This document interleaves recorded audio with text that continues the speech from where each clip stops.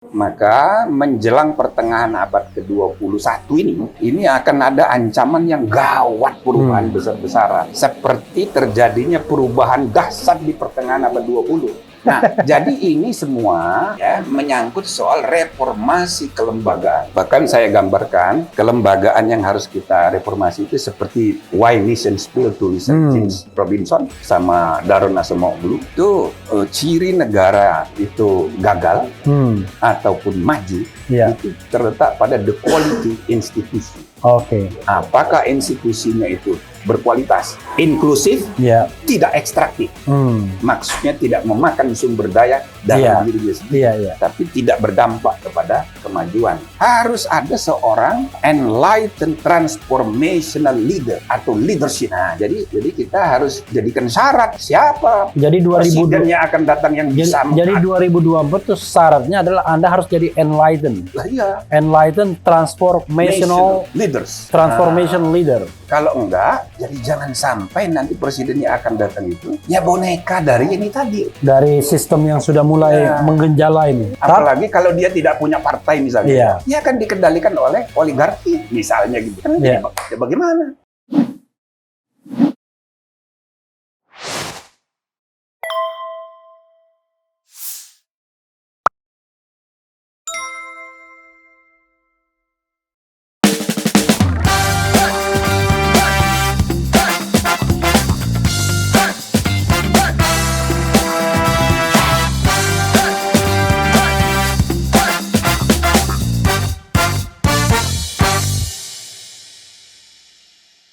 Assalamualaikum warahmatullahi wabarakatuh, Sobat RH sekalian. Jumpa lagi kita di channel yang keren ini. Keren. Saya di samping saya ada guru saya ya, yang sebenarnya sudah lama podcast. Cuma podcast sama beliau waktunya harus banyak karena yang kita bicarakan soal ketatanegaraan, bukan kasus yang spesifik ya. Sobat dari sekalian, Profesor Jimli Asidiki. Assalamualaikum warahmatullahi wabarakatuh. Assalamualaikum warahmatullahi wabarakatuh, Prof. Waalaikumsalam. Aman, Prof ya? Alhamdulillah. Aman. Jadi, sobat dari sekalian, Prof Jimli ini orang yang paling beruntung hidupnya sedunia, ya kan? Apa beruntung? Sudah 24 tahun reformasi. Dan beliau itu banyak sekali jabatan publik yang mereka emban. Beda sama Refli Harun, satu pun tak ada. Jadi beliau pada era Presiden Habibie, beliau adalah sekretaris, Prof ya? Sekretaris Wakil Presiden. Asisten Wapres. Asisten Wapres. Kemudian asisten Wapres yang terakhir. Sesudah Habibie, tidak ada lagi asisten Wapres. Asisten Wapres yang terakhir. Tapi walaupun asisten Wapres jadi presiden. Karena Wapresnya nggak ada. Wapresnya nggak ada. Jadi presiden, saya diledek teman-teman. Waduh, ini Wapres ad interim. Jadi kemudian sebelumnya bahkan sudah guru besar ya. Guru besar tahun berapa, Bro? 98. Pas. Tuh, waktu era reformasi. Mei 98. Gara-gara 20 Mei presiden mengundurkan diri. Jadi pengukuhan saya mundur 1 minggu. Oh, jadi 27 Mei. Jadi Juni. Oh, Juni. Tanggal berapa, Prof? 1 Juni. Lupa saya. Nah, Juni 98. Juni 98 itu Prof Jimli itu baru berusia 30. Wah. Tahun 56 kan lahir? Iya. 56 98. 42. Kira-kira 42. 42 bareng tahun. Sama Yusril. 42 tahun sudah profesor. Sebelum saya sama Yusril berdua, itu guru besar itu syaratnya sudah jalan pakai tongkat. Sudah tua. Dan itu yang terjadi di UI. Iya, di UI begitu. Nah, itu yang memecahkan rekor itu ya kami berdua tuh. Masih muda. Jadi 42 tahun sudah profesor, dan kemudian pada era reformasi beruntung sekali sempat menjadi hakim konstitusi dan bahkan ketua Mahkamah Konstitusi. Waktu saya jadi wartawan, pernah WA SMS-an sama saya. Mungkin Prof lupa. Maju Prof, ikut anggota Mahkamah Konstitusi, ikut jadi hakim konstitusi. Gimana, siapa yang mau mengendorse dan lain sebagainya. Ternyata tidak hanya terpilih sebagai hakim konstitusi, bahkan ketua Mahkamah Konstitusi pada usia yang relatif sangat muda. pada waktu itu terpilihnya tahun 2003. Ya. Usia waktu itu kalau tidak salah masih 47 tahun. Ya. Ya kan? Ya, saingan agak kurang karena saya terlibat merumuskan undang-undang dasar, terlibat menyusun undang-undangnya, gitu kan? Bahkan jadi penasehat dari pemerintah dan juga dari DPR. Jadi honornya dua. Nah, lalu sesudah jadi undang-undang, undang-undangnya telat. Tanggal 13. Tanggal 13 Agustus. Hanya 4 hari tersisa untuk memilih anggota. Makanya saya terpilih. Coba kalau agak lama nggak bisa terpilih. Dan yang jelas tidak hanya terpilih sebagai hakim konstitusi, tapi di antara hakim, beliau sebenarnya nomor 2 paling junior. Nomor 2, Prof ya? Palguna kan nomor? Iya, Palguna paling. Jadi nomor 2 paling junior dalam usia waktu itu kira-kira 47 tahun. Ya kan? Semua minta saya. Semua minta beliau. Bahkan almarhum Profesor Nathabaya, salah seorang hakim konstitusi bilang, saya mau nyalon hakim konstitusi untuk periode kedua kalau dia bilang Jimli, kalau Jimli nggak nyalon gitu. Karena Prof Nathabaya senior memang ya, mudah-mudahan Allah Subhanahu Wa Taala menerima amal ibadahnya. Jadi hakim konstitusi yang meninggal Nathabaya ya. Sama ini Muhammad Alim. Pak Alim ya, Muhammad Alim. Tapi dia tidak dari awal, pengganti aja. Yang pengganti Muhammad Alim. Pak Alim itu menggantikan siapa yang pensiun? Saya rasa Pak Laica. Laica kan lebih dulu 1 tahun. Iya, tapi Pak Laica itu lebih dulu 1 tahun ya. Masih ada sekarang. Sehat. Alhamdulillah. Jadi saudara sekalian, setelah itu beliau pernah sempat mencicipi sebentar menjadi One Team Press. Jadi One Team Press kira-kira 1 tahun, Prof ya? 1 tahun. 1 tahun. Tahun berapa itu, Prof? 2009 2010 masa pemerintahan SBY jilid 2. Jilid 2 kan. Tapi rupanya beliau tak betah, akhirnya mengundurkan diri dan sempat kemudian menjadi ketua, istilahnya ketua DKPP, Dewan Kehormatan Penyelenggara Pemilu. Itu peradilan etika pertama di dunia. Itu peradilan etika pertama di dunia. Kalau MK ke-79. Nah, ini yang pertama. Tapi celakanya ketika Pak Jimli nggak ada, Prof Jimli nggak ada, redup lagi. Tapi sebagai ide itu lumayan akan terus karena dibutuhkan. Itu dari tahun berapa, Prof? Jadi 2012 sampai 2017. Jadi itu paripurna, 1 periode jabatan 2012-2017. Ada 340 yang kami kasih sanksi. Sebagian besar dipecat. Luar biasa. Tugasnya tukang pecat. Dan DKPP itu lebih ditakuti dibandingkan Bawaslu. Jadi kalau anggota KPU nggak takut sama Bawaslu, tapi begitu DKPP turun tangan langsung dia mengkeret gitu, karena takut dipecat. Dan terakhir ini, dan masih luar biasa, beliau iseng-iseng aja, nggak serius. Tahun 2019 nyalon sebagai anggota Dewan Perwakilan Daerah dari DKI Jakarta, Provinsi DKI. Dan terpilih nomor 1. Terpilih nomor 1. Padahal nggak kampanye, nggak ada duitnya. Karena Profesor Jimli As-Sidiki. Jadi ada nama itu penting ya. Nama itu penting. Prof, itu tadi perkenalan ya kepada, ini kan banyak juga milenial yang nonton, Prof. Gitu ya. Jadi penonton saya ini, Prof, Refli Harun Channel, ini subscriber udah 2 juta lebih. 2.040.000. Waduh, boleh juga ini. Boleh juga. Dan penonton mayoritasnya berusia antara 25 sampai 34. 25, 34, kemudian 35 sampai 44. Itu mayoritas. Anak-anak masa depan. Anak-anak masa depan dan punya daya beli.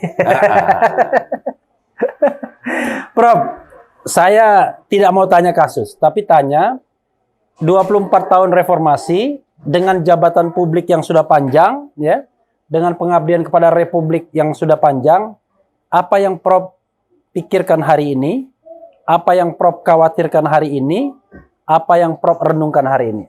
Itu kan gampang.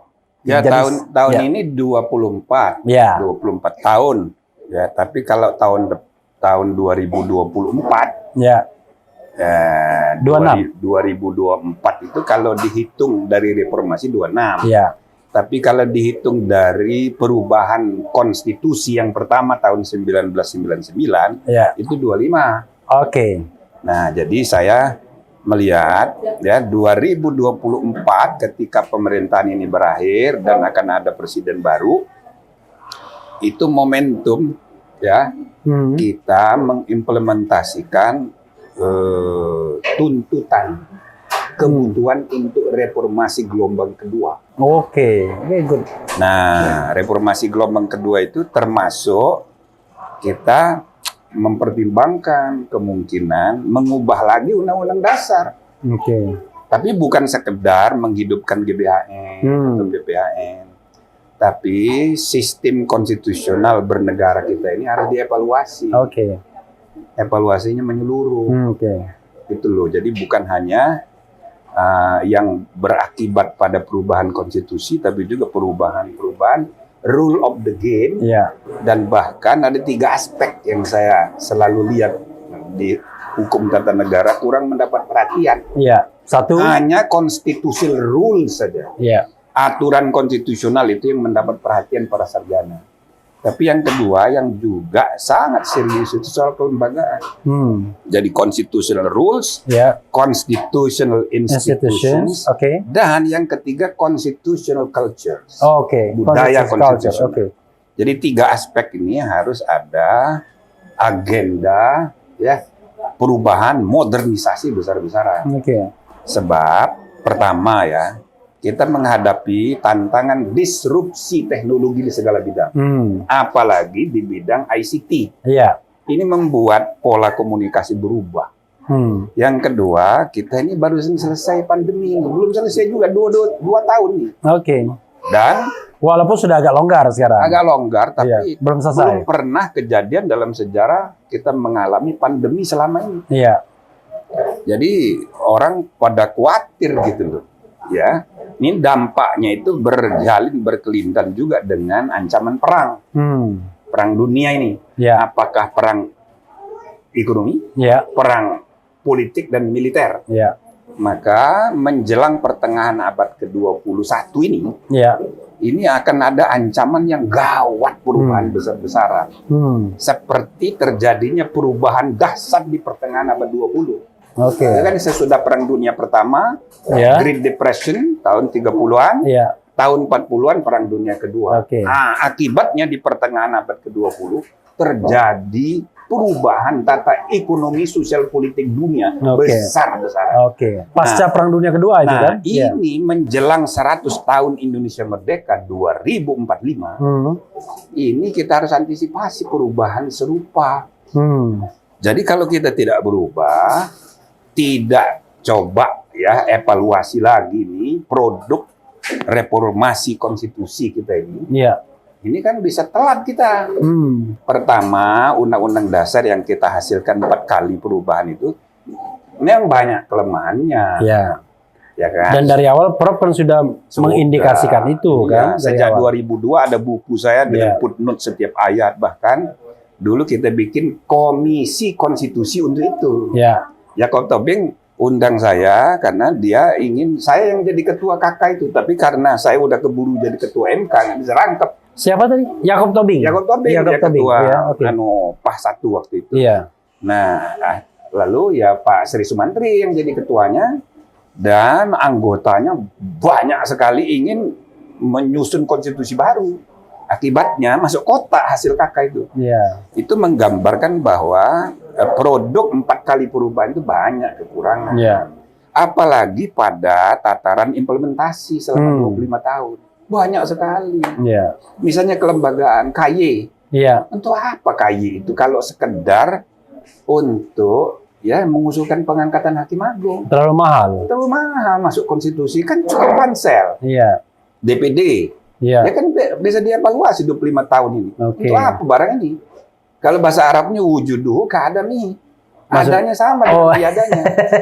Nah, jadi ini harus dievaluasi. Istilah itu sudah lama saya nggak dengar ya. Iya. Jadi wujudnya sama dengan tiadanya. Sama. Nah, Tak ada bedanya. iya. Jadi memang harus banyak evaluasi yang kita kerjakan struktur kelembagaan bernegara kita ini, bahkan di buku saya ini bukan hanya struktur kelembagaan negara, struktur sosial ekonomi politik. Prof, stop dulu harus Prof. Karena Prof bilang buku, jadi saya lupa. Betul. Jadi sobat era sekalian, Prof Jimli ini banyak menghasilkan buku. Tadi saya bilang, Prof bawa aja Prof bukunya. Nah ini sebagian buku dari berapa buku Prof? 70-an. 70-an buku. Jadi ini ada konstitusi keadilan, ada gagasan konstitusi sosial, ya kan? Kemudian ada omnibus law, ya kan? Kemudian ada green and blue constitutions, ya. Kemudian ada peradilan etik dan etika konstitusi, ada Pancasila identitas konstitusi berbangsa dan bernegara, ada green constitutions, ada ekonomi konstitusi. Luar biasa ya. Konstitusi ekonomi. Konstitusi ekonomi. Pokoknya Jadi udah 70 lebih. luar biasa ya.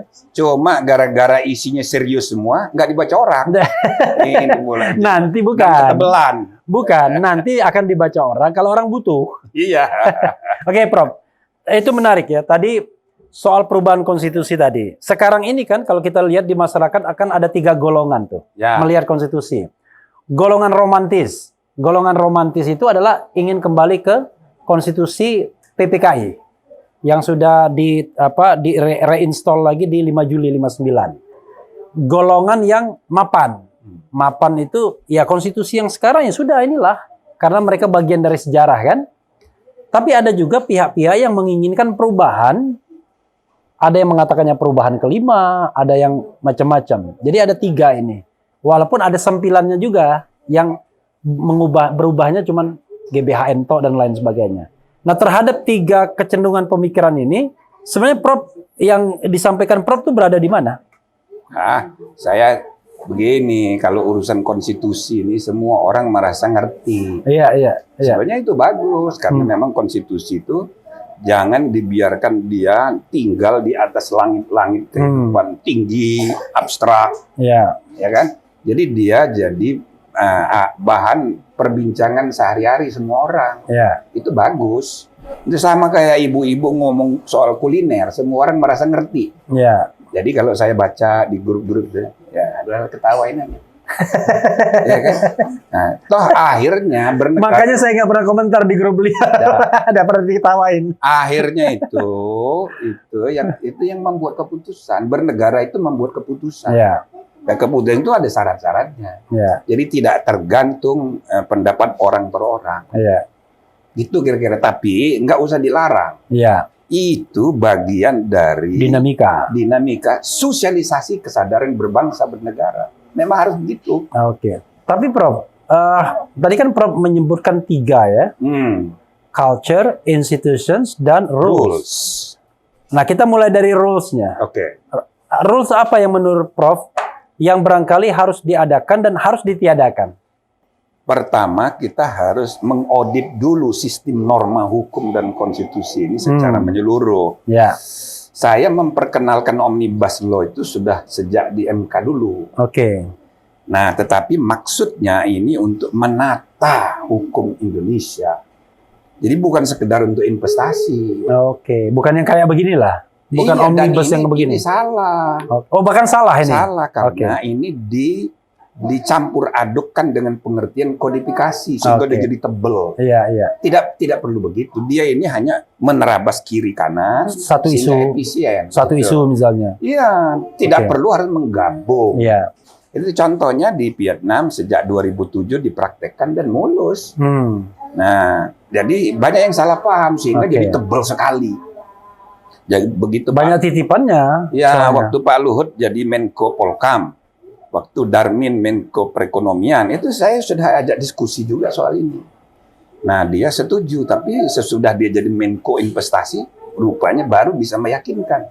Sehingga yang di apa itu urusan investasi. Ya. Padahal menata sistem politik bukan urusan bagaimana membaguskan regulasi jadinya. Iya, jadi mestinya menyeluruh. Iya. Nah, itu satu ya. Kemudian yang kedua, puncaknya memang di konstitusi.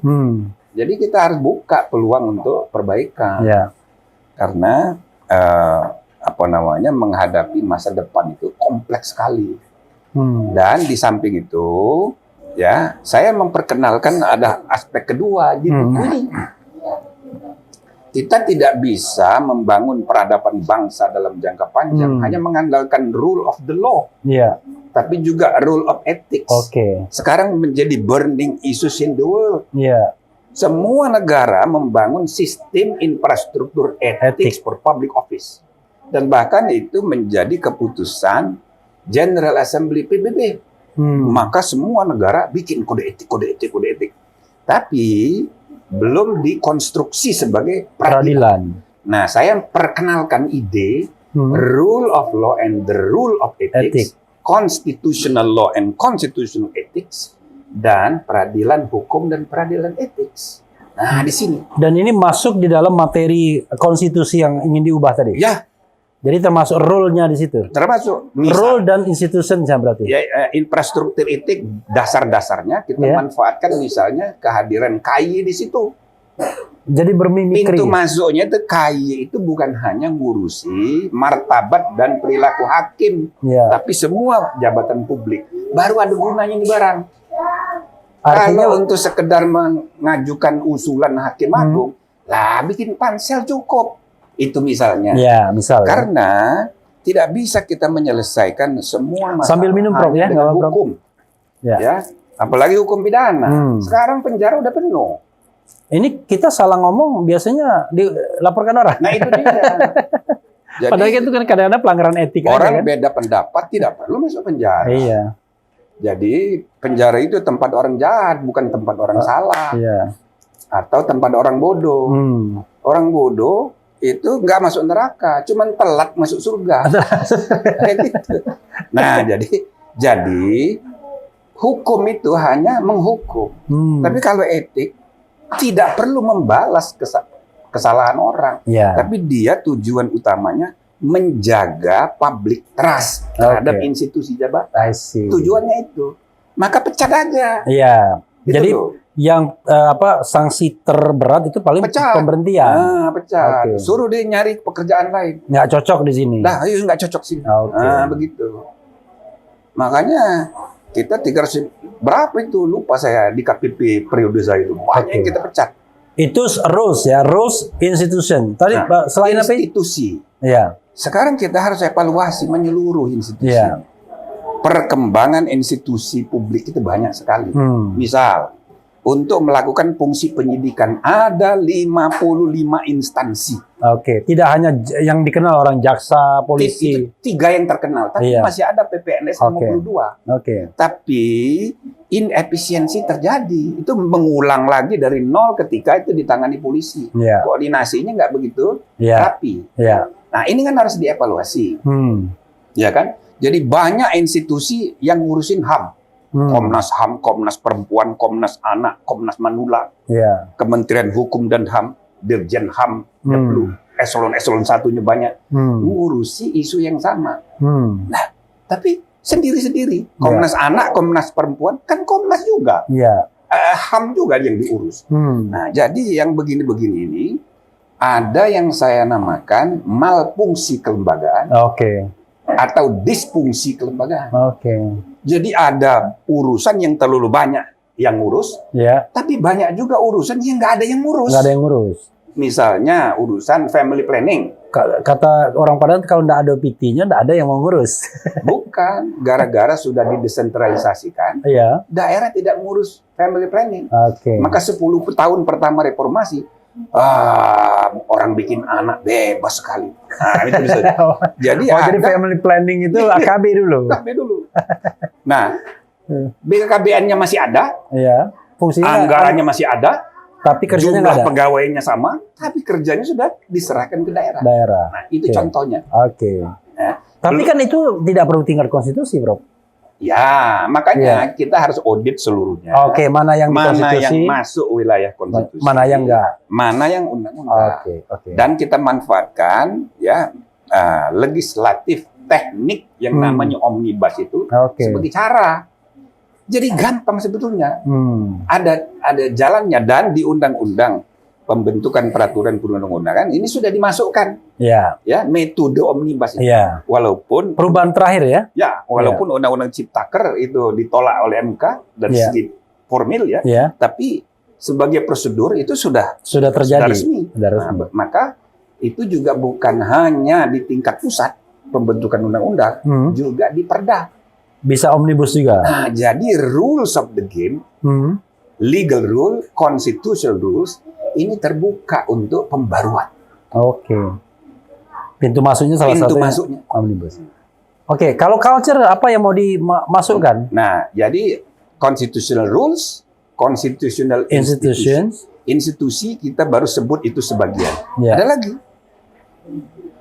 Kita harus evaluasi kelembagaan ini ya, baik eksekutif, legislatif, yudikatif maupun campuran, maupun juga dari segi misalnya perencanaan dan pengawasan, anggaran dan kebijakan. Sampai sekarang kita belum ada evaluasi the quality of planning. Kalau kita bicara korupsi, itu kan the quality of spending. Oke. Tapi the quality of planning belum kita bicarakan. Oke. BPK pun itu audit kinerja yang dilakukan masih sangat terbatas. Oke. Belum menyangkut apakah suatu anggaran sesuai dengan tujuan, Ya. apakah sesuai kebutuhan rakyat, Ya. apakah sesuai tupoksi. Sebagian Sebagian besar anggaran APBN pusat, provinsi, kabupaten, kota itu disusun dalam waktu dekat, pendek sekali, paling 1 bulan, hasil negosiasi. Oke. Jadi bukan berdasarkan, Aspirasi. misalnya berdasarkan tupoksi. Oke. Maka harus dicek apakah benar 100% APBN APBD sekarang sesuai nggak dengan tupoksi Oke. dari lembaga yang dapat anggaran itu. I see. Oke. Nah, itu baru bicara tupoksi ya, sesuai atau enggak dengan tupoksi. Tupoksi. Belum efektivitas, Belum efisiensi. efektivitas, itu soal quality of spending. Iya. Iya. Nah, contohnya itu, ya bagaimana ya, anggaran misalnya ke luar negeri. Iya. Semua lembaga negara itu, Iya. pada tahun 2005, 2006, saya diundang, karena tahun 2005 sebagai ketua MK, dalam pertemuan ketua MK Iya.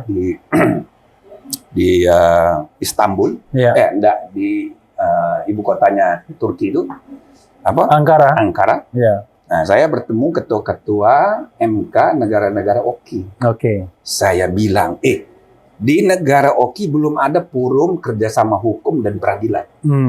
Mbok kita bikin. Karena semua negara anggota OKI punya problem yang sama. Hubungan antara hukum negara dengan hukum agama. Oke. Nah, yang paling tertarik ketua MK Mesir. Oke. Dia kirim surat sama saya tahun depannya, minta saya menjelaskan ide saya itu di Kairo. Iya. Dibawa oleh Duta Besar Republik Indonesia dan Dirjen, dikirim oleh Hasan Wirayuda sebagai menteri ketemu saya. Mereka berdua ini menasihati saya, Pak, kami sayang sama Bapak. Kami bangga sekali dengan MK ini. Iya. Kami mau menyarankan, bisa nggak Bapak nggak usah penuhi undangan itu. Kaget saya. Begini Pak, jadi selama 2 tahun terakhir ini belum pernah ada pejabat Mesir ke Indonesia. Iya. Selama 2 tahun ini. Tapi sebaliknya. Tapi tahun ini saja sudah ada 150 pejabat Republik Indonesia ke Kairo. Itu tahun 2006. 2006. Nah, dari mana saja saya bilang? Menteri, Nah. ya kan? Anggota MPR, DPR, DPD, gubernur dan wakilnya, bupati dan wakilnya, wali kota dan wakilnya, serta anggota DPRD. Total jantara 150 sudah. Pejabat dari sana ke sini belum ada. Saya langsung berdiri, terima kasih. Nah, itu anggaran sampai sekarang masih ada di semua kementerian semua. For nothing. Anggaran keluar negeri itu. Iya. Anda tahu yang namanya senator dari Amerika kalau ke Jakarta, pasti dia minta ketemu dengan presiden, dan presiden siapapun pasti terima dia. Iya. Padahal dia sendirian. Iya. Ini 150 orang apa? Nah, itu misalnya. Ya, padahal kita negara besar juga ya. Itu sebagai sekedar contoh. Iya. Jadi the quality of planning itu harus diaudit seluruhnya, bukan hanya untuk luar negeri. Dugaan saya 50% itu karena lobby. bukan karena tupoksi, bukan karena kebutuhan, dan bukan mission driven. Nah, Di sana ketemu juga orang Indonesia aja kadang-kadang. oh iya. Nah, jadi ini semua ya menyangkut soal reformasi kelembagaan. Bahkan saya gambarkan kelembagaan yang harus kita reformasi itu seperti Why Nations Fail tulisan James Robinson sama Daron Acemoglu. Itu ciri negara itu gagal ataupun maju itu terletak pada the quality institusi. Apakah institusinya itu berkualitas, inklusif, tidak ekstraktif. Maksudnya tidak memakan sumber daya dalam dirinya sendiri, tapi tidak berdampak kepada kemajuan. Nah, jadi ini bukan hanya institusi negara, institusi masyarakat, institusi ekonomi, ini harus ditata ulang. Supaya dia efisien sesuai untuk menggerakkan roda kemajuan. Jadi ini kita di kafe, Prof. Kafe yang baru 5 hari saya kenal pemiliknya. Oh gitu. Dan kebetulan dekat rumah saya. Yalah, baguslah supaya tidak serius. Saya kalau ngomong suka serius. Iya, makanya suasananya nggak boleh serius. Soalnya rumah saya itu tinggal lompat aja satu rumah. Buku saya itu semuanya serius. Jadi malas orang bacanya. Anak-anak Tapi muda. kalau kita mau jadi ahli ya kan di MK, dibaca. di pengadilan baru kita cari kutipannya. Oke, Prof. Kita udah bicara mengenai rules, ya kan? Kemudian institution dan sekarang culture. Saya nggak bisa membayangkan culture apa yang bisa di-driven dari konstitusi. Kira-kira begitu. Lah ya, isi dari perilaku kita ini kan warisan dari masa lalu. Sedangkan rules, kemudian institutions, itu kan hasil penglihatan, hasil bacaan, pendengaran dari luar. Misalnya ketika kita milih sistem presiden, kan dari Amerika. Nggak ada dari kebudayaan Jawa, nggak ada. Pakai feeling aja kadang-kadang. Iya kan? Nah, BPK itu kan Rekenkamer, tinggal diterjemahin. Nah, MK itu kan ya kan Verfassungsgerichtshof dari Wina, Austria. Komisi Yudisial, itu dari mana? Jadi institusi sebagian besar kita contek dalam tanda petik ya, dari luar. Rules begitu juga. Dengar di sana ada undang-undang anti terorisme, maka kita contek. Ada money laundering, ya kan? Itu gara-gara kerajaan keluar negeri untuk studi banding tadi. Money laundering. Nah, sehingga sulit menerjemahkannya, cuci uang. Ya kan? Nah, tapi perilaku yang dalam diri kita ini kan turun-temurun. Nah, itulah kebudayaan. Jadi kalau kita tidak beri perhatian, kita pidatonya demokrasi, tapi perilakunya tidak. Kelakuannya ada beda pendapat sedikit, 7 turunan nggak ditegur. Nah, itu misalnya. Ada yang begitu ya, 7 turunan nggak ditegur. Ada. Belum 7 turunan sih, baru satu turunan. Pidatonya anti korupsi, tapi amplop masuk langsung. Nah, kan itu. Nah, itu soal perilaku. Nah, jadi kita ini sengaja memilih republik. Merek resminya. Tapi tahu nggak Anda? Waktu kita memilih negara kesatuan, bukan negara federal, itu tidak pakai voting. Padahal memilih republik pakai voting. Tapi memilih republik pakai voting, karena ada yang pengen kerajaan. Yang mau kerajaan ada 6 orang. Iya, paling tidak ada gitu. Ada. Gitu. Nah, semula ada 9 ngotot. Karena ngotot, maka terpaksa pakai voting. Nah, waktu voting 55 orang mau republik, 6 mau kerajaan. Nah, tetapi saya selalu gambarkan seandainya sebelum diputus bikin referendum dulu. Dari Sabang sampai Merauke belum tentu republik yang menang. Jangan-jangan kerajaan yang menang. Nah, iya, karena rakyat Indonesia cognitive awareness-nya, kesadaran pengetahuan dan kesadaran perilakunya kerajaan. Jadi bangsa kita ini kulturnya itu kerajaan. Nah, apa ya bahasa yang paling enak? Bukan feodal ya, tapi kulturnya stratifikasi begitu ya. Nggak egaliter ya?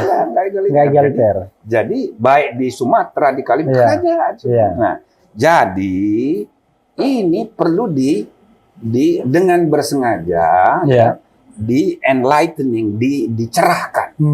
dan melalui pendidikan mencerahkan kehidupan bangsa, itu kan, untuk mengubah modernisasi budaya ini, budaya feodal, budaya kerajaan itu. Oh, jadi justru budaya yang itu yang harus kita rombak Dengan untuk menjadi budaya modern antara egaliter. lain dengan modern institusionalisasi, Oke. pelembagaan. Maka soal struktur modern itu bisa mengikis budaya kerja feodal ini. Oke. Budaya komando ya. Tetapi yang terjadi sekarang coba, hampir semua partai yang lahir sesudah reformasi kan jadi dinasti semua. Itu saya bilang bukan the political party corporation. Nah, itu dia. Nah, budaya yang sama terjadi di lingkungan oligarki bisnis. Oke. Politik, bisnis, dan dinasti itu jadi satu kesatuan. Maka institusi kita republik, institusi kita demokrasi, tapi budaya kita kerajaan. Oke. Nah, jadi bukan kita balikan institusinya ke kerajaan, tetapi budaya kerajaan itu yang harus menjadikan budaya egaliter demokratis gitu ya. Nah, gitu. Ini harus karena itu tuntutan modern kan? Dengan bersengaja. Iya. Banyak yang tidak mengerti dan menikmati. Kata Lord Acton, power tends to corrupt. Corrupt itu bukan hanya korupsi duit, tapi penyalahgunaan. Nah, dibungkus lagi oleh budaya feodal, ya orang jadi menikmati, spoil. Nah, jadi siapa saja yang duduk dalam singgasana, di mana saja dalam struktur kekuasaan, itu diperlakukan dengan seperti raja, dimanjakan. Dan semua menikmati tatkala dia tidak menghayati ide republikanisme itu, ide demokrasi itu. Nah, inilah jawabannya modern institusionalisasi. Oke. Tapi apa yang terjadi sekarang? Nah, ini yang saya selalu namakan gejala deinstitusionalisasi politik. Oke, justru makin lama bukan medsos. Kenapa, Prof? Ya, sekarang ini jabatan-jabatan publik itu tidak melembaga, malah terbalik, mempribadi. Oke, jadi personalisasi jadi ya, bukan jadi individualisasi. Semua pejabat tiap hari nge-tweet, tweet pribadi, atau tweet jabatan. Nggak jelas. Tidak jelas. Termasuk juga juru bicara.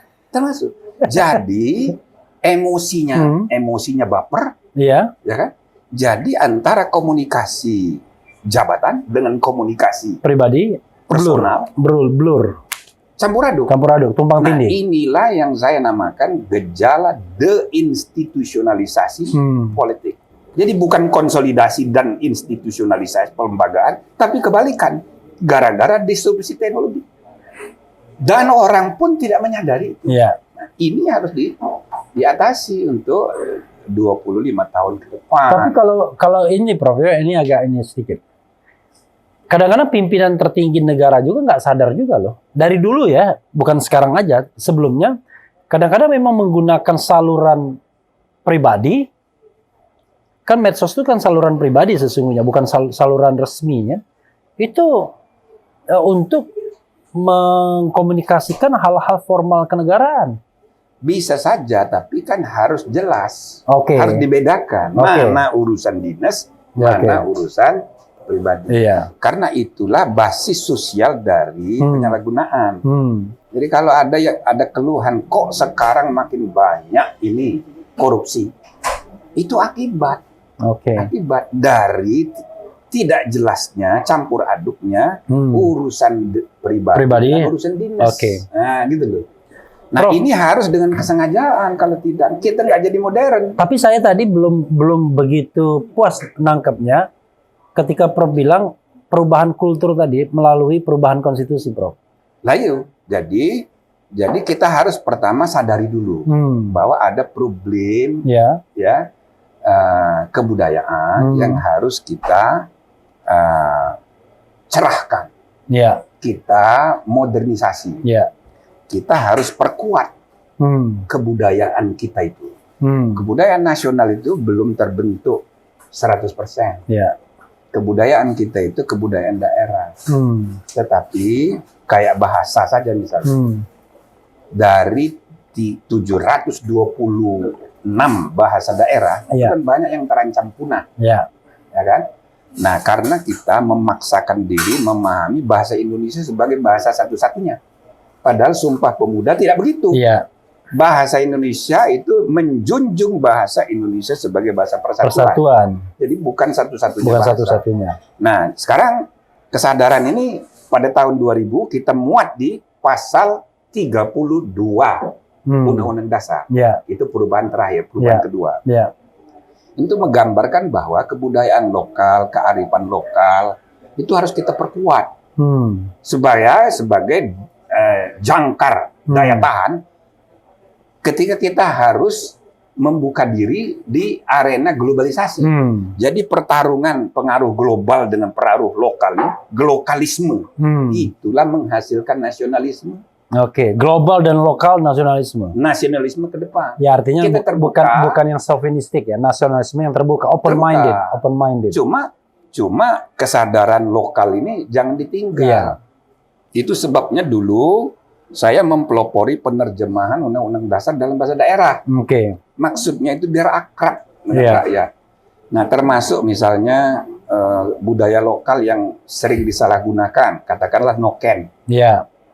Itu di antara ketua KPU yang kami pecat paling banyak itu di sana itu, yang menyalahgunakan noken itu. Jadi noken itu bukan sarana untuk mempertahankan budaya, tapi sarana untuk mencari kemenangan secara mudah. Nah, bagaimana noken itu dimanfaatkan tapi dimodernisasi, misalnya gitu.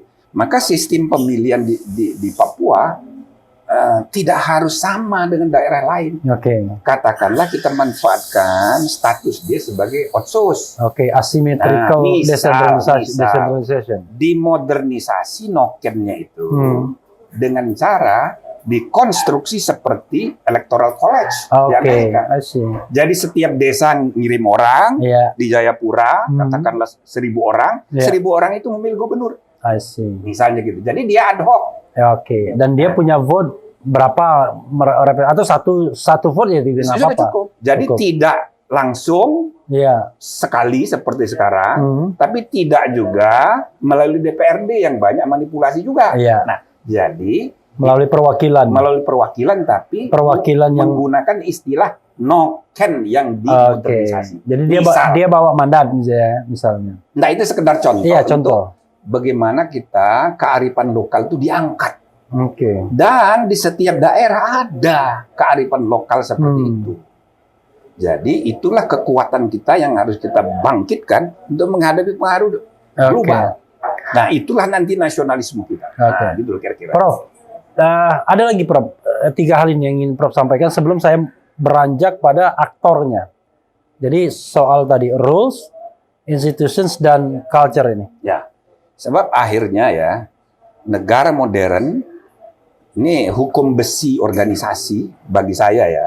Itu sudah sering di buku saya sudah saya gambarkan. Makin besar suatu organisasi, maka dia makin tergantung kepada sistem. Jangan tergantung figur. Pada orang. Makin tradisional suatu organisasi, makin tergantung pada figur. orang. Tapi makin modern, tergantung sistem. Dan kondisi sine qua non kita harus menuju modernisasi itu. Negara besar kayak Indonesia tidak kita harus menuju era modern. Maka kita harus menggantungkan diri dan mengandalkan sistem building. Jangan kepemimpinan persona seperti sekarang. Nah, itulah ciri pelanggengan budaya feodal itu. Nah, ini udah pada bagian ini kan ngeri-ngeri sedap, saudara sekalian ya.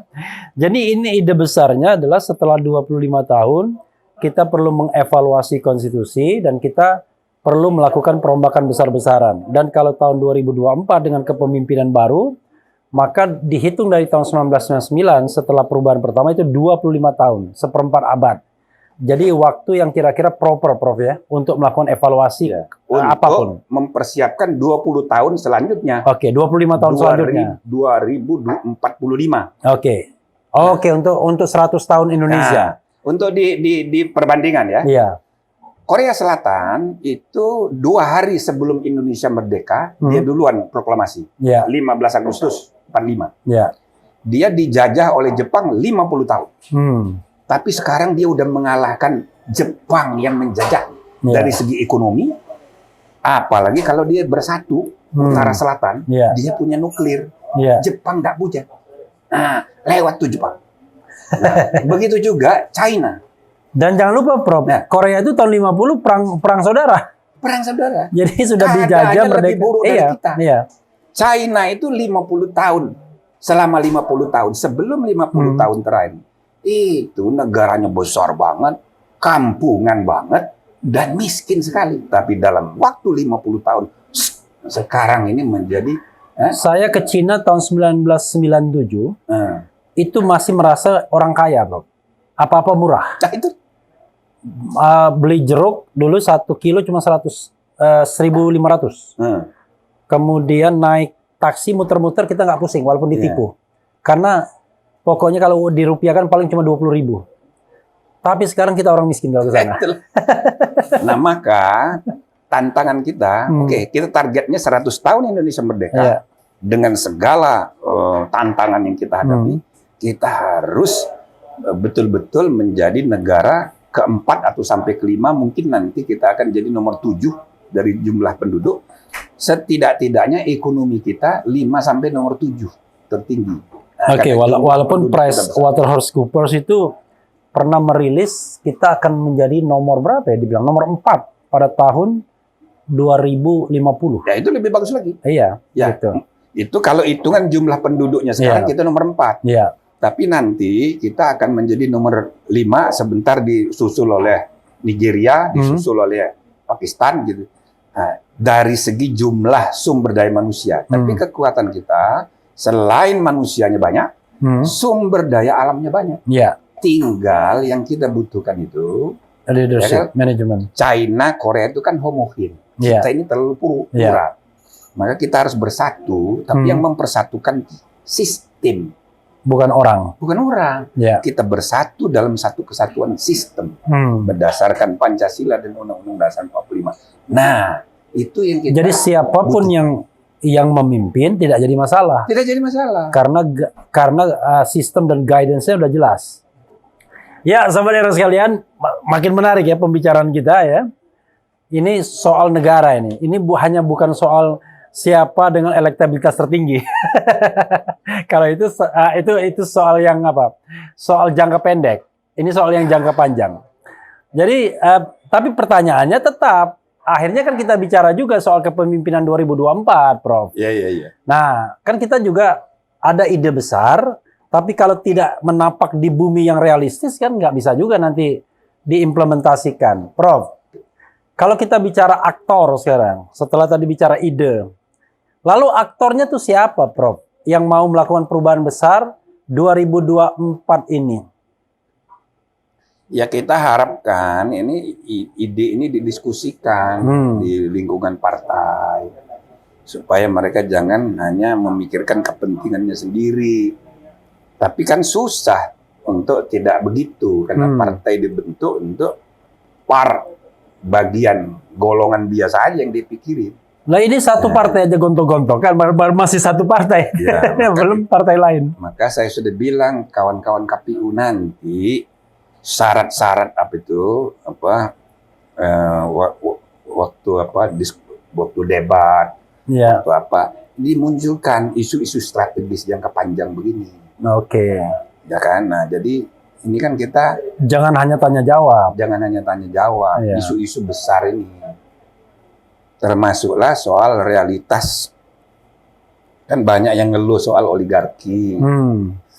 Saya sudah tulis juga di buku terbitan LP3IS itu. Apa? Soal apa? Oligarki? Lah iya. Kalau kita bukan nulis buku, tapi bikin lagu. Oh iya, saya sudah dengar. Oligarki bangkit lagi. Iya, malah gitu. Ini Wulin. Iya. Nah ini Sheldon Wulin. Nah ini menulis buku ini. Demokrasi Incorporated. Manage Democracy and Spectre of Inverted Totalitarianism. Nanti di potret ya. Nah, dia menggambarkan, ini ditulisin 2000 berapa ini? 2008. Nah, itu saya ulas sejak lama. bahwa gejala konflik kepentingan bisnis dan politik Oke. itu makin merajalela sejak, ya kan? Sebenarnya sejak sebelumnya, Ya. ketika demokrasi makin mahal, Hmm. media menjadi makin menentukan, Ya. maka modal menjadi penentu. Oke. Ya, dah? Oke. Nah, yang paling rusak lagi sesudah Donald Trump terpilih. Konflik kepentingan bisnis dan politik itu yang semula bisa diatasi Ya. dengan undang-undang, Ya. di mana pejabat kalau dia mau bisnis silakan. Ya. Tapi bukan hanya tidak boleh rangkap jabatan dengan jabatan publik, tapi sahamnya harus diserahkan ke blind trust. Oke. Begitu juga kalau orang bisnis mau Apa blind trust? blind trust, jadi Oke. amanah buta, jadi Oke. manajemen independen Oke. mengelola saham. Oke. Nah, begitu juga kalau orang bisnis mau menduduki jabatan politik, Ya. boleh silahkan. Oke. Tapi begitu Anda menduduki jabatan itu, you bukan hanya tidak boleh jadi komisaris, jadi direksi, saham Anda harus diserahkan ke blind trust. Oke. Diserahkan untuk dikelola. Iya, keluar. Artinya dia tidak boleh cawi-cawi Tidak lagi. boleh. Oke. Supaya tidak ada konflik kepentingan. Ya. Nah, sekarang ini lebih dari 50% pejabat publik kita ini pengusaha. Ya, Sekarang yang itu namanya peng-peng tuh, pengusaha dan penguasa. menteri, Menteri XW, DPR, DPD, pengusaha. Nah, konflik kepentingan. Iya. Jadi ini yang harus dipisah. Makanya saya Bahkan gini, Prof, paradoksnya bukan paradoks ya. Faktanya adalah makin dia berkuasa, makin jadi orang kaya dia. Iya, makin jadi orang nomor satu. Iya. Nah, jadi waktu Donald Trump terpilih, Nah, undang-undang larangan konflik kepentingan itu tidak berlaku bagi seorang presiden yang sudah diatur di konstitusi. dia sendiri mendeklarkan. Lah ya, begitu ditanya soal undang-undang itu, lah itu undang-undang nggak berlaku untuk saya, kata dia. Dan itu benar. Karena itulah mantunya, anaknya berkantor di White House dan setiap hari membuat keputusan bisnis. Gitu loh. Jadi konflik kepentingan itu terjadi di mana-mana. Dari 7 orang presiden Amerika yang punya latar belakang bisnis, belum ada seperti Donald Trump. Untung nggak terpilih lagi. Karena dia konglomerat. Iya, Kalau yang lain tuh kayak misalnya Jimmy Carter punya kebun, Iya. kebun kacang. iya, biasa-biasa. Petani lah, Biasa-biasa. petani modern. Nah, jadi konflik kepentingan sesudah Donald Trump meluas ke seluruh dunia, apalagi di Indonesia. Nah, ini saya gambarkan teori Montesquieu itu sudah terlalu ketinggalan zaman. Oke. Trias politika. Iya. Sekarang quadrupolitika. Oke. Tapi saya bagi 2. Mikro, makro. Makro. Oke. Kalau mikro itu eksekutif, legislatif, yudikatif, dan cabang campuran. Iya. Nah, Oke. ini banyak lembaga, 50 lembaga kira-kira cabang campuran. Iya. Legislator juga, regulator juga, Iya. administrator juga, tapi ngadili juga. Iya. Nah, kayak KPPU, Iya. kayak KIP, Iya. banyak ini. Iya. Nah, ini yang inner Cabang campuran ya. ini inner structure power. Oke. Nah, yang satu lagi outer structure power Iya. itu yang makro, Makro. state, State, civil society, civil society, korporasi, dunia usaha, dan media. media. Oke. Ini sekarang ini trennya ke depan, ya. Kalau tidak diatur, ini suatu hari akan ada seorang presiden menguasai Empat-empatnya. cabang besar. Seorang pengusaha besar Ya. menguasai industri media, Ya. lalu dia bikin partai. Ya. Niatnya apa bikin partai? Ya. 2 kemungkinan, mau jadi presiden atau Ya. wapres, atau mau jadi kingmaker. Ya. Nah, lalu sesudah jadi presiden atau sebelum jadi presiden, dia perlu menjadi ketua Dewan Suro di ormas-ormas, Ya. tinggal Jombang. Iya. Maka tiba-tiba 4 ranah kekuasaan berada di satu tangan. Ini saya namakan ya neo-totalitarianism. Kalau Wu Lenin menyebutnya sebagai inverted totalitarianism. Oke. Totalitarianisme terbalik. Iya. Inverted. Oke. Terbaliknya dari mana? Iya. Dia hitung dari Hitler. Hitler itu penguasa publik, mengangkangi segala urusan privat. Oke. Tapi yang baru ini, yang sekarang, Ya. terbalik. Urusan Penguasa privat, Urusan mengangkangi segala urusan publik. Nah, ini terbalik. Nah, itu neo-totalitarianisme yang jauh lebih dahsyat. Dan Indonesia sudah mulai. Dan kalau itu terjadi, there will be no more demokrasi. Indonesia udah mulai. Trennya ke situ. Maka segera harus dicegah. Segera harus dicegah. Nah, caranya gimana? Iya. Ya, dibikin undang-undang larangan konflik kepentingan. Dan ini tidak bisa diserahkan ke DPR. Karena teman-teman di DPR tidak mungkin mengambil prakarsa untuk mengkerdilkan dirinya sendiri. Jadi diserahkan kepada Harus ada seorang enlightened leader. transformational leaders Oke. atau leadership. Iya. Nah, jadi kita harus jadikan syarat siapa Jadi 2000 presiden yang akan datang yang bisa. jadi 2024 itu syaratnya adalah Anda harus jadi enlightened. Lah iya, Enlightened transformational leaders. transformation leader. Iya. Gitu. Kalau enggak, jadi jangan sampai nanti presiden yang akan datang itu ya boneka dari ini tadi. Dari sistem yang sudah mulai Ya. menggenjala ini. Iya begitu. Apalagi kalau dia tidak punya partai misalnya. Iya. Dia akan dikendalikan oleh oligarki. Misalnya gitu. Karena Iya. ya bagaimana? Prof, persoalan mendasarnya adalah biaya politik mahal, kan Nah, begitu? itu. Sangat mahal. Sekarang mau menjadi RI1, kalau nggak ada uang triliun nggak bisa. Dan uang triliunan itu tidak mungkin rasanya dari kantong pribadi. Nggak mungkin. Pasti dari cukong, ya Iya. kan? Dari penyumbang. Nggak ada no freelance, nggak ada makan siang yang gratis dalam politik, kan? Gimana kita berharap munculnya tadi enlightened transformation leader di tengah iklim politik seperti sekarang ini? Ya itu tidak bisa dihindarkan. Iya. Tapi kan kita harus belajar Iya. bagaimana bangsa lain, negara lain kok bisa, Oke. gitu kan?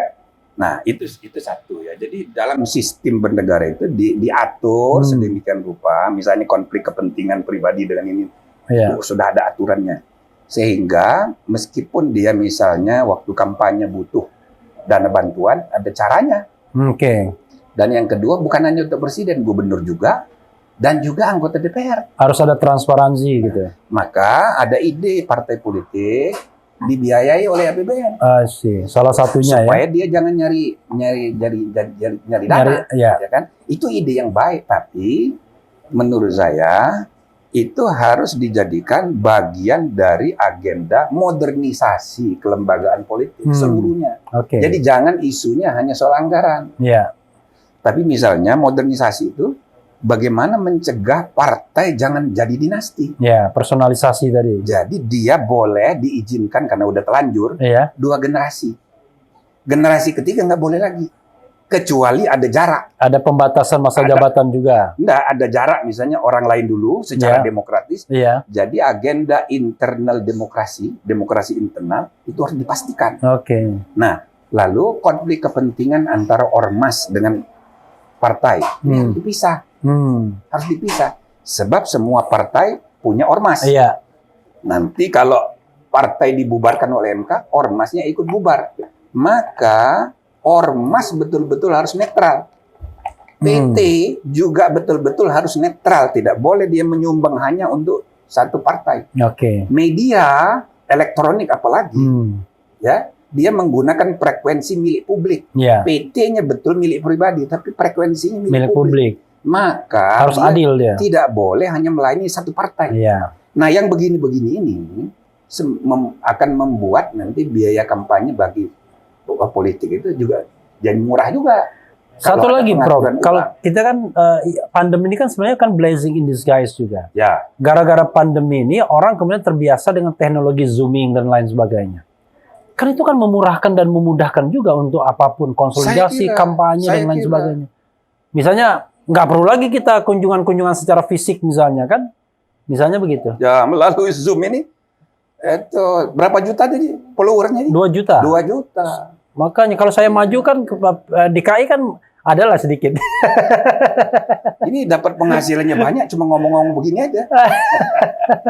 Kalau banyak belum tentu. Belum tentu ya. Karena kita bukan artis soalnya. Oh, gitu. Iya, kalau artis beda, Prof. Kalau artis tuh ada Jadi endorse. intinya banyak sekali kita Gitu. membutuhkan orang yang bisa diajak berpikir jangka panjang. We need leaders, not just a politician. Oke. Kalau politisi kan hanya pikirannya itu ngambil, Ya. rebutan ngambil, dan sekenanya kadang-kadang. Dan tidak lebih jauh dari pemilu berikutnya. Gitu, Prof, bisa nggak saya tanya yang jauh, yang lebih konkret, ya kan? Apa tuh? Ya kan? Gini, kan ini kan kita kan kalau keprihatinan itu harus lebih faktual. Ya. Misalnya gini, saya itu agak risau ya dengan leadership. Oh, Kan leadership itu kan once you are elected, ya kan? Kan Anda milik publik, iya. bukan milik kelompok, bukan milik golongan. Harusnya begitu. Tapi kan ada gejala sekarang ini, pemimpin-pemimpin itu, bahkan dicontohkan pemimpin tertinggi, memelihara kelompok, memelihara golongan, sehingga kita heran, loh kok masih ada ya, misalnya so-called relawan gitu-gitu. Iya, iya. Lalu buat apa gitu? Kan harusnya dia, misalnya katakanlah dia the leader of Indonesia, ya kan? Bukan the leader of kelompoknya begitu. Ya itu sayang, itu sayang. Iya. Padahal harusnya tidak begitu lagi. Begitu sudah menduduki jabatan publik, Iya. Kesetiaan pada partai harusnya sudah berakhir. Iya. Nah, cuma ini kan masa konsolidasi. Ini bukan hanya partai, kelompok yang cair. Kelompok juga begitu. Iya. Ini gejala kalau kita lihat dari langit, Iya. lalu kita melihatnya itu kurun waktu 1 abad. Ini saat ini memang ya begini ini. Jadi harus kita terima sebagai realitas. Tapi ini bagian dari proses menuju pematangan demokrasi. Oke. Itu yang saya lihat. Oke. Tapi siapapun gitu ya, misalnya akan muncul satu periode di mana pemimpin itu lahir sebagai konstruksi media. Oke. Media daling. Siapa yang populer? Dan populismenya itu misalnya digorong-gorong. Dibentuk juga lah populismenya. Iya. Makan di pinggir jalan dengan rakyat rame-rame. Iya. Bajunya harus lusuh. Iya. Ya kan, pakai sendal. Nah, gitu-gitu. Pokoknya harus terlihat merakyat. Gitu. Harus ikut nyapu. Iya. Nggak usah nyebut orang. Iya. Tapi itu merata ini periode ini muncul fenomena seperti itu. Tapi saya rasa ini hanya proses. Jadi sesudah ini rakyat kan akan mencari pola yang lain. Yang lebih substantif. Yang lebih substantif, lebih genuine. Tapi yang seperti ini harus kita alami dulu. Oke. Untuk apa kelebihannya? Jadi demokrasi itu bukan hanya dari rakyat, oleh rakyat untuk rakyat, tapi bersama rakyat. Nah, jadi apa yang terjadi dengan rakyat bukan hanya objek, tapi dia subjek. Dia bersama rakyat. Iya. Jadi saya namakan ini periode di mana demokrasi kita, demokrasi ide sebagai ide, diperkaya oleh pengalaman Indonesia. Dari rakyat, oleh rakyat, untuk rakyat, dan bersama rakyat. Terus dia bersama rakyat. Ya itu kan simbolik ya. Iya. Nah sehingga dia terus turun ke lapangan dan sebagainya. Artinya ketika dia diambil dari rakyat, ya dia tetap balik lagi, bukan dia menjadi di Menara Gading begitu ya? Ya kira-kira begitu. Okay. Jadi tapi itu ada plus minus. Minusnya ialah dia terus bersama relawan. Kira-kira gitu kan.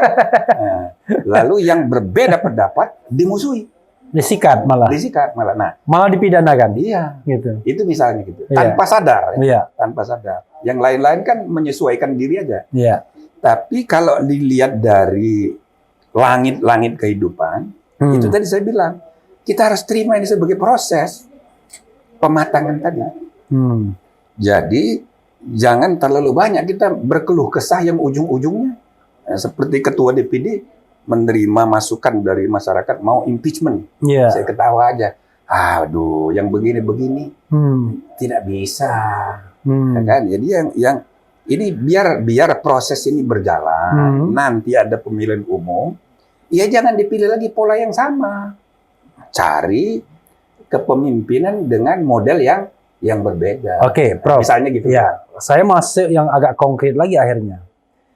Kepemimpinan yang polanya berbeda. Artinya kalau kita bicara perubahan itu tidak hanya orang tapi rezim. Kira-kira begitu kan? Persoalannya adalah dengan threshold, balik lagi kemudian dengan threshold 20% ini, sudah diperkirakan maksimal calon itu bisa hanya 4, maksimal itu. Karena nggak mungkin distribusi merata 20 kali 5 kan? Kayaknya 3 cuma. Iya, artinya maksimal 4. Ya. Nah, dari maksimal 4 itu bahkan bisa 2 lagi. Bisa 3, 2, 3. Untung-untung terjadi perpecahan internal di kekuasaan, ya kan? Yang bagi kita blessing in disguise, ya kan? Kalau mereka kompak, selesai permainan. Karena sekarang kubu yang so-called istana menguasai 81,9%. Which is kalau mereka kompak, maka mereka bisa menghasilkan 2 calon dari rahim yang sama, kira-kira begitu. Ya. Sementara yang so-called oposisi nggak diajak sama sekali. Maka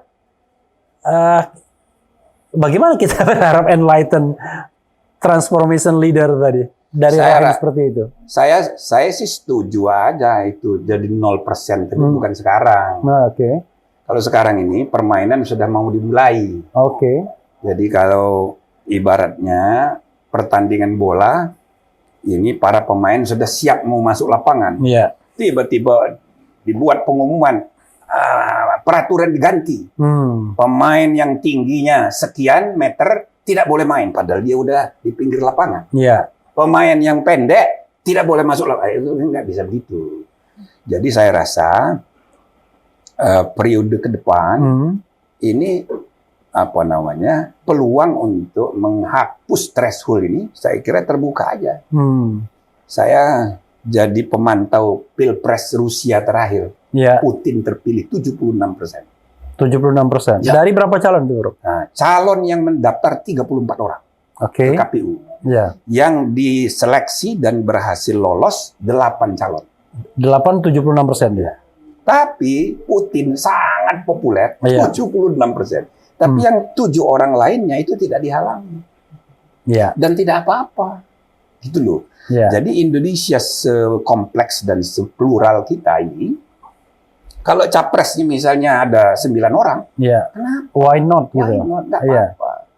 Toh nanti yang, nah jadi malah baiknya adalah koalisi cukup 1 kali. Ya. Koalisi itu ketika menyusun kabinet. Ya. Jangan kayak sekarang itu pre-electoral coalition, Ya. second round coalition, Iya. kabinet coalition 3 kali. Dan itu pun bisa goyang di tengah jalan. Nah, kerjasama antar partai yang 3 kali berubah-ubah ini dengan harga yang berbeda-beda, Iya. ini tidak sejati. Jadi cukup kerjasama itu 1 kali membentuk kabinet koalisi. Oke. Jadi kuat dia.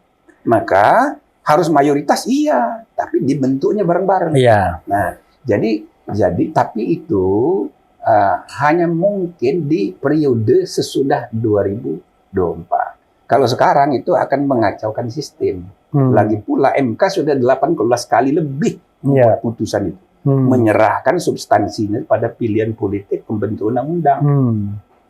Nah, jadi kalau secara pribadi, pendapat saya memang harusnya 0%. Tapi realitas sekarang ini ada isu 3 periode, ada isu calon independen. Maka ide perubahan undang-undang dasar pending sekarang. Oke. Untuk menghidupkan kembali GBHN pun nggak jadi. Oke. Maka kira-kira di periode ini tidak akan perubahan konstitusi. Oke. Paling untuk 0% itu perubahan undang-undang. Iya. Tapi nggak mungkin. Karena partai tidak akan ada. Nggak ada kok. Tidak ada lagi keinginan. Itu. Dan di MK pun demikian. Jadi saya berharap ini bisa dilakukan nanti sesudah pemilihan 2024. Makanya, Tapi begini, Prof. Misalnya ya, tiba-tiba MK mengabulkan ya. Karena kan masih ada permohonan itu dari Partai Bulan Bintang dan bahkan dari DPD secara kelembagaan. ya enggak.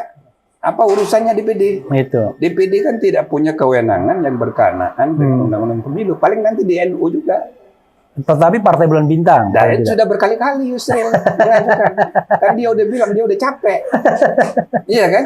Nah, jadi Enggak, saya justru berspekulasi begini, Prof. Tiba-tiba MK mengabulkan, ini mohon maaf nih ya dengan segala hormat, karena ada putra mahkota misal ini kan, ada putra mahkota yang terancam tidak dapat kereta. Kan bisa, Prof. Nah. Jadi gesture kekuasaan, gesture istana yang mempengaruhi itu. MK akan rusak. Ya. Dari Ya. 9 orang, yang progresif itu cuma 2 orang, yang NU terakhir kemarin. Iya. Pertanyaannya yang 7, apa alasannya dia berubah pikiran? Saya rasa terima kasihnya karena diperpanjang masa jabatan cukup 1 kali aja terima kasihnya. Tidak akan mempengaruhi keputusan. Itu berbahaya untuk citra dia sampai usia 70 tahun. Alasan apa dia berubah? Gitu loh. Sedangkan yang progresif cuma 2 orang. Gitu loh. Ya, tapi kan bukan tidak mungkin terjadi kan. Sekarang ini misalnya ya. Enggak, saya nggak percaya. Pemimpin tertinggi kan sudah memberikan green light akan mendukung si X ya kan. Sementara si X ini sama partainya dilepeh, kira-kira begitu kan. Nah, dia kan harus mencari partai lain. Kalau dia misalnya mencari partai lain dengan menggusur pemilik partai tersebut, wah ini etika politiknya di mana kan? Belum apa-apa. Nah, satu-satunya cara untuk bisa masuk dalam kontestasi, threshold harus 0. Wah, ini baru ini, isu baru ini. Iya. Sesudah pertemuan Projo kemarin ya. Iya, bisa ya kan? Iya. Kan sangat mungkin terjadi. Ya, tapi saya masih percaya integritas kawan-kawan itu. Oke. Ya, 9 orang itu. Satu persatu itu saya ya kira-kira mudah-mudahan ya. Menjaga kepercayaan publik itu penting karena negara ini MK itu satu-satunya jabatan yang eksplisit disebut negarawan. Ya. Nah, artinya yang lain itu belum jadi negarawan. Mantan presiden aja masih jadi ketua umum partai atau ketua pembina partai, masih mikirin golongannya, belum negarawan juga itu. Kayaknya perlu juga dibuat undang-undang mantan presiden nggak boleh jadi ketua umum partai. Karena itu kan merusak image sebagai negarawan kan. Itu. Dia sudah menjadi belongs to nation ya kan. Tiba-tiba belongs to political party lagi gitu ya. Prof, ini bagian akhir ya, mudah-mudahan menjadi bagian. Tapi Prof bebas ingin menyampaikan sesuatu unek-unek yang belum disampaikan. Karena saya mengalir aja. Let's say 2024 nanti akan terpilih presiden, ya kan? Terpilih juga anggota-anggota dewan, termasuk DPD, karena kan belum ada perubahan. Kalau misalnya, ini misal Prof ya, kalau misalnya presiden itu Prof Jimli atau siapapun ya, apa yang harus dia lakukan pertama-tama untuk menata negara ini secara konkret? Ya, saya rasa yang paling penting sekali itu mempersatukan. Ya, mempersatukan dulu. Karena keterbelahan politik kita ini terpelihara gitu loh selama 5 tahun terakhir ya. 10 tahun, tapi yang paling kan 5 tahun terakhir. Nah, apalagi ini dibungkus identitas. Karena sedang ada problem global Islamofobik. Itu gejala global, bukan cuma gejala nasional. Dan itu pengaruhnya ke seluruh dunia. Lebih-lebih ada terorisme, radikalisme. Jadi isu identitas politik ini yang mulai menguat sejak tahun 45, belum terlalu keras, tapi makin keras waktu tahun 59. Ya, waktu di Konstituante dan itu terus sampai sekarang, lebih parah sekarang. Ini yang harus diselesaikan dulu. Sekarang lebih parah atau paling parah? Saya rasa paling parah. Paling parah, oke. Dan karena iklim dunia, maka Indonesia juga harus ikut serta dalam kampanye global anti Islamofobik itu. Dan PBB kan sudah membuat resolusi. Tapi isunya bukan sekedar Islamofobik ya, tapi neo-rasisme melanda seluruh dunia. Nah, kita sebagai bangsa dengan pluralitas sara, maka ini yang harus kita atasi, selesaikan. Rekonsiliasi dengan sejarah, rekonsiliasi budaya, ini agenda pertama. Nah, terus yang kedua ya sistem building tadi. Sebentar dulu, saya ingin lebih spesifik. Dengan cara apa, Bro? tadi? Pertama untuk- sikapnya dulu. Oke. Sikapnya itu Sikap sang pemimpin yang terpilih, Ya, harus Iya. merangkul. bukan memukul. Bukan memukul. Iya. Rangkul semuanya, Iya. saling mendengar. Orang berbeda pendapat itu karena 3 hal. Satu, perbedaan data Oke. dan informasi. Hmm. Sekarang hoax banyak sekali. 95% berita informasi itu tidak bisa dijadikan Referensi. rujukan. Ya. Satu. Nah, tapi kalau misalnya kita ketemu, duduk bareng, datanya disamakan, selesai perbedaan. Yang Tanpa harus memenjarakan. Nah, ya. Ya. Yang kedua, soal kepentingan. Makin kompleks kehidupan ini, kepentingan orang, golongan, kelompok, sendiri-sendiri, mikirin diri sendiri semua. Nah, tapi kalau misalnya ketemu, diajak berpikir kepentingan yang lebih besar, jangka yang lebih panjang, bisa ketemu. Oke. Nah, yang ketiga, orang berbeda pendapat karena sudut pandang. Satu melihat dari kiri, satu dari kanan, satu dari atas, beda. Semua menggunakan fakta-fakta logis semua. Oke. Nah, tapi kalau misalnya kita tidak pernah mau mendengar dari sudut pandang yang berbeda, gak ketemu. Nah, itulah gotong royong semangat Pancasila. Itu rangkul. Nah, tugas pemimpin menyatukan. Baru yang kedua, dia system building. Oke. Yang ketiga, communication, enlightening communication. Oke. Jadi jangan marah-marah. Komunikasi yang mencerahkan, memberikan harapan. Jangan memberi harapan, merangkul. Ya. Nah, yang keempat, role model. Jadikan dirimu sebagai model. Sebagai contoh. Hindari konflik of interest gitu-gitu. Ya kan? Nah, yang educate, yang tadi, yang komunikasi tadi, itu yang mencerahkan dia, mendidik. Mendidik dengan kata-kata, mendidik dengan perbuatan. Termasuk mencari juru bicara yang sebentar-sebentar tidak menghina gitu. Iya. Sekarang kan jubirnya tiap hari menghina orang. Pemimpin itu guru. Iya. Jadi kata Rasulullah, apabila kamu bepergian bertiga, iza kharaja fi salasa kharaja fi safarin fal yu'ammiruhu. Iya. Kalau kamu bepergian bertiga, angkat satu jadi pemimpin. Iya. Kata Konghucu, mirip-mirip dengan itu. Iya. Nah, San Ren Sing Piu Wose.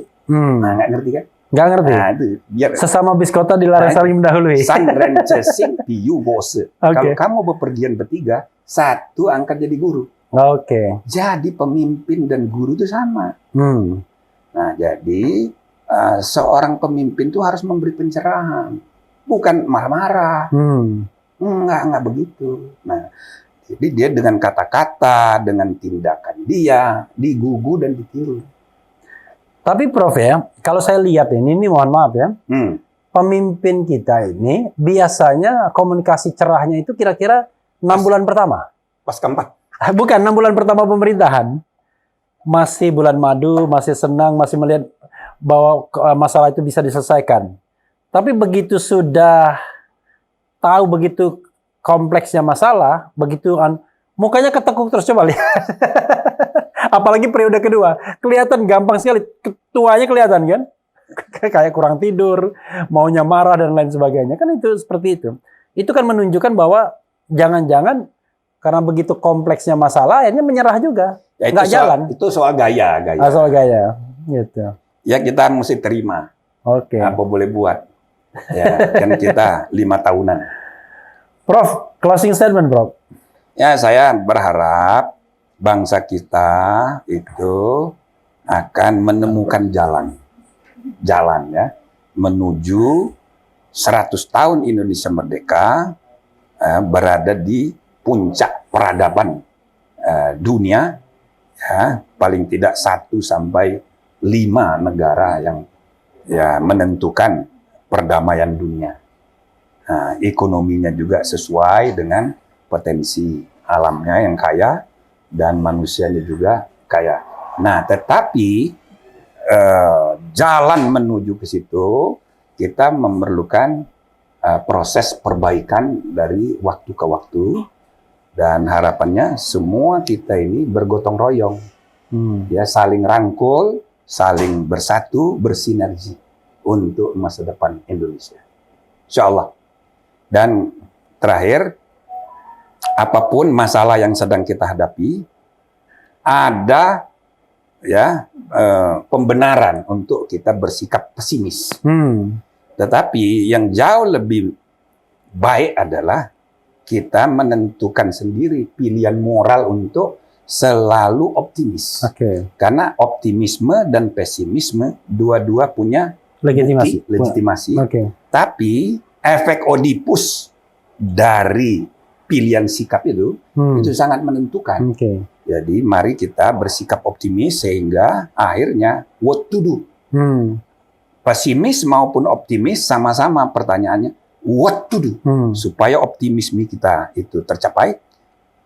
Juga bagi kelompok yang pesimis juga pertanyaan yang sama, what to do supaya pesimisme tidak terjadi. Jadi mari kita bekerja sama, kolaborasi untuk kemajuan Indonesia.